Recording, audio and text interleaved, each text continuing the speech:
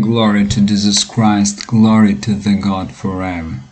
So in order to update an internet browser Microsoft Edge from your current version to the desired version and not to the latest version, firstly you need to watch the video from the channel how to turn off skip Microsoft Edge internet browser from automatic updates.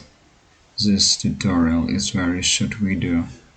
So watch this, you can install the version you desire. Then in order to update it, for some reasons, because many websites constructors insert different new things in their structure, in their code, and some websites refuse to work, like private messages or private calls or something else that you just can use your browser, very old browser, but not for all features. So in order to update it to the desired version, for example, you have version number 91. Now you go to the Microsoft Update catalog and you want, for example, Edge version 95. So you write in search Edge 95 and you see here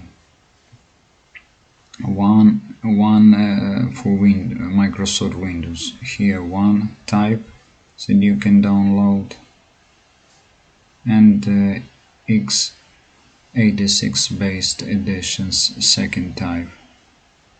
So just click on the right to download this and install. After installing this, you need to enter drive C program files x86 and find Edge and find the contents of the folder.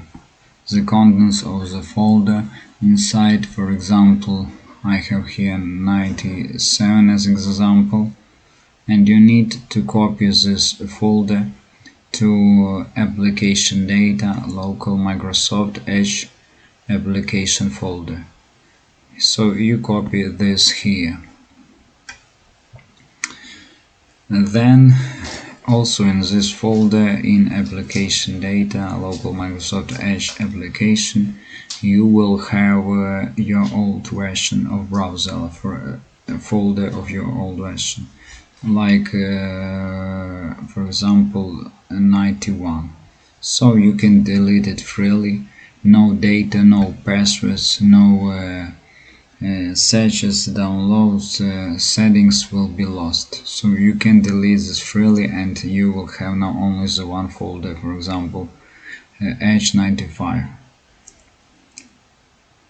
Okay, after doing this you go to start menu and you go to control panel and then to uninstall programs, and you are going to uninstall this browser just recently installed. So it will be uninstalled from drive C program files x86.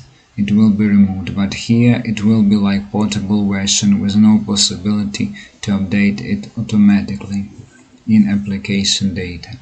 So it will remain here.